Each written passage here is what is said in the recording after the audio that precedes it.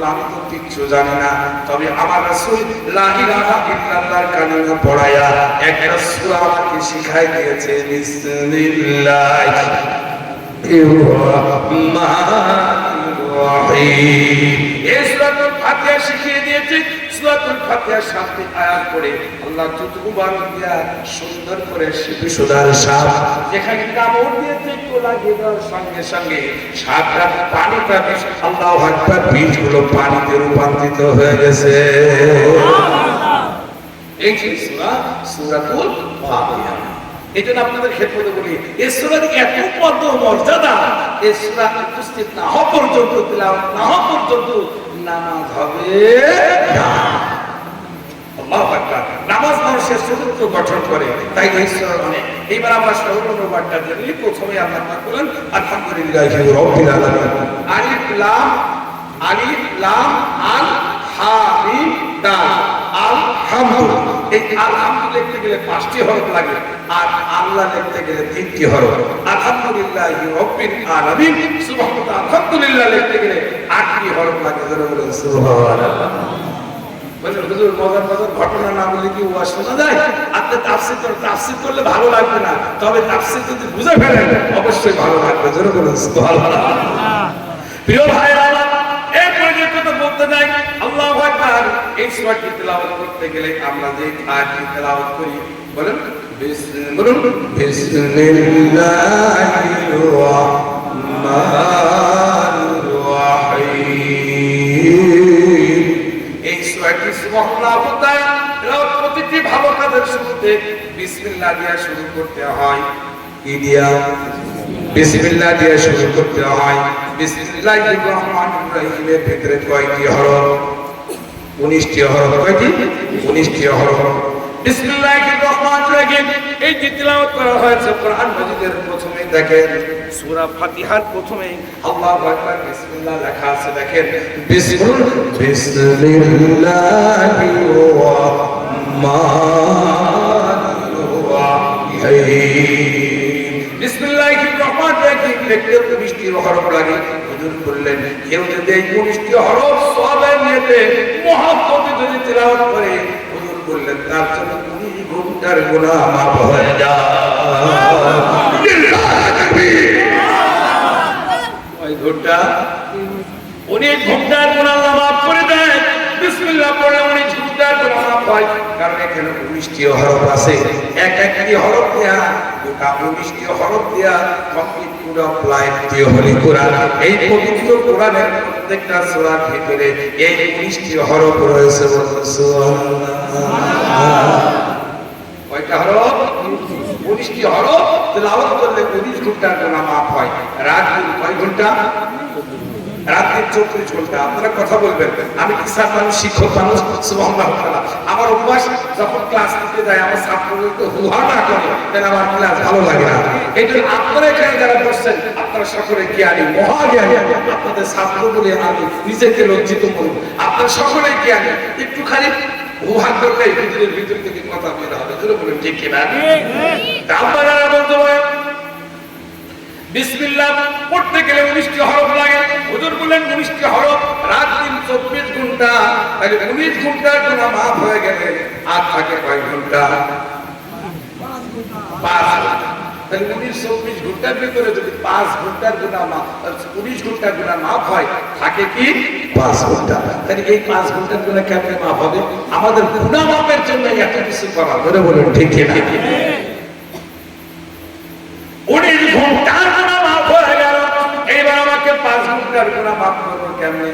আল্লাহ পাক বলছেন 5 ঘন্টার গুনাহ আমি আল্লাহ মাফ করে দেব। ওই ব্যক্তিদের কারা বলবে আলহামদুলিল্লাহি রাব্বিল আলামিন। সমস্ত প্রশংসা বিশ্বজগৎ প্রতিপালক মহান আল্লাহ। এই ব্যক্তি আল্লাহু আকবার যে ব্যক্তি বলবে সব প্রশংসা আল্লাহ, আল্লাহ পাক রব্বুল আলামিন বলবেন এই প্রশংসা করেওয়ালা ব্যক্তিকে আমি আল্লাহ পাক কবুল করে নেব। দেখেন আমরা কেন প্রশংসা করব না? সব বিষয় খালি চিন্তা করবেন। এখানে বলছে আল আর সমস্ত লিল্লাহি মা ফিস সামাওয়াতি ওয়া মা ফিল আরদ। এই আল মানে পৃথিবী, সামা মানে কি? আকাশ। আকাশে যাহা কিছু আছে আর জমিনে যাহা কিছু আছে সব কিছুর জিকির স্মরণ করেন কারা? মওলার জিকির করেন। জোরে বলেন ঠিক ঠিক না? আকাশে যা কিছু আছে সব কিছু স্মরণ করে আল্লাহ।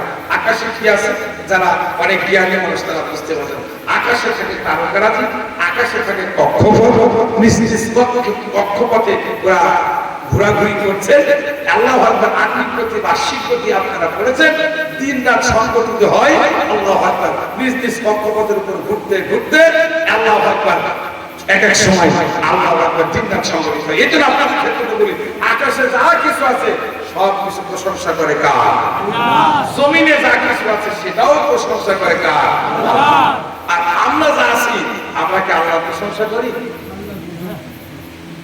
এই জমিনে এই মানুষও তো আছে, তরুলতা গাছপালা পাহাড় পর্বত সব কিছু আছে, সব কিছু পশু পাখি সব আল্লাহ জিকির করে, আল্লাহর গুণগান করে, আল্লাহর প্রশংসা করে।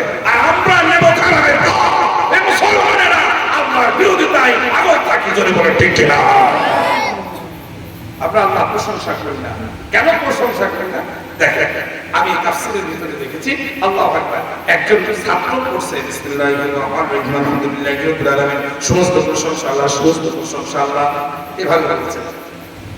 হঠাৎ করে বাবা নাদান মানুষ, বাবা বলছে এখন আমি চেয়ারম্যানের সাথে থাকি, সব প্রশংসা তুই আল্লাহ দিন, আমার চেয়ারম্যানের সাহেবের জন্য একটু প্রশংসা দিবি।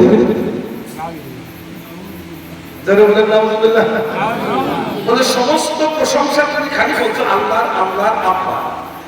আমার সাথে যে চেয়ারম্যানের সাথে থাকি মেম্বারের কত প্রশংসা, একবার কি ওখানে বলতে হবে সবকিছু প্রশংসা চেয়ারম্যানের আছে, মেম্বারও আছে। বাচ্চা ছেলে বললেন আব্বা আপনি ভুল বলছেন বলে, কারণ বলে সব কিছু প্রশংসা পাওয়ার যোগ্য একমাত্র আল্লাহর। দুনিয়ার মানুষের প্রশংসা থাকলেও নেগেটিভ আছে কিনা?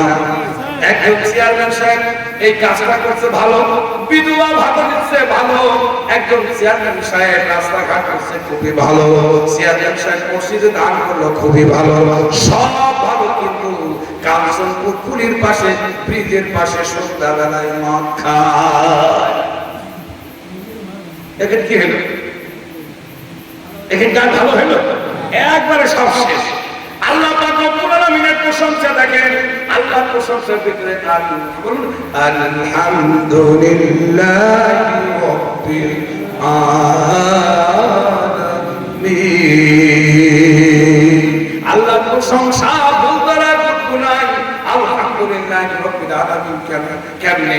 দুনিয়ার এমপি সাহেব আল্লাহু আকবার নিন্দা রয়েছে, দুনিয়ার প্রধানমন্ত্রীর নিন্দা আছে, দুনিয়ার মনোর মাতব্বরের আল্লাহু আকবার তাদের ভিতরে মন্দ আছে, কিন্তু আমার আল্লাহর ভিতরে কোনো মন্দ না। কেমন দেখেন দুইটা হাত তৈরি করেছেন কে? আরেকবার আল্লাহ তৈরি করেছে। কেন আল্লাহর প্রশংসা করব? প্রথমে আল্লাহ হচ্ছে লিল্লাহ, সব কিছু প্রশংসার পাওয়ার যোগ্যকে হাতটা তৈরি করলো, হাতের এখানে কি দিয়েছে ভাই? নাম কি? কবজি। আচ্ছা এই কবজির ভিতরে নিশ্চয় একটা বিয়ারিং আছে নাকি? বলে না থাকলে তো এভাবে করে। আমার ভাগ্নি একটা আজকে ভুট্টা বলা বড় কিনছে, বুঝলেন, মেশিন কিনছে। মনে মনে চিন্তা করলাম যে সব কিছু ঠিক আছে, কিন্তু এই মেশিন ভাউটিনার কিনছে, এইটা 6 মাস চলার পরে ওর বিয়ারিং পাল্টানো লাগে না? 6 মাস বা 2 মাস যাওয়ার পরে দেখবেন ও কি করবে, ঘট ঘট ঘট ঘট ঘট ঘট এরকম আওয়াজ দেবে, দেবে দিলে কি ওর বিয়ারিং পাল্টানো লাগে। কিন্তু আমার আল্লাহ আজ নাই, অনেক দিন ধরে আল্লাহ পাক রব্বুল আলামিন একটা বিয়ারিং দিয়েছে। এই বিয়ারিং দিয়ে এই যে মুখের সঙ্গে উপরে না দেওয়ার কারণ এখন তো ফ্রিজ আছে, আগে তো ফ্রিজ ছিল না।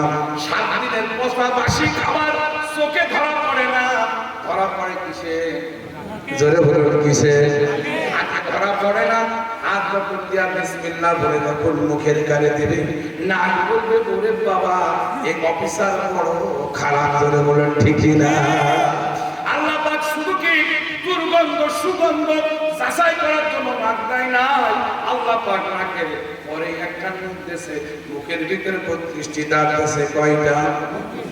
আর একবার ভূপৃষ্ঠে দাঁড়াতে কোন খাওয়ার সময় পান করো, আনিয়া মজা করে খাওয়া, মজা করে পান করার জন্য মুখের ভিতরে একটা না পাই, ওটার নাম কি? জোরে বলুন কি? জিহ্বা।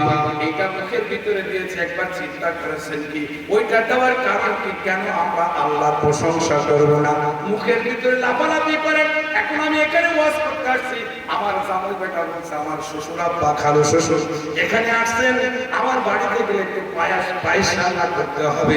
আমার বিয়ের সাহেব পায়েস রান্না করছে 1 কেজি চাউল।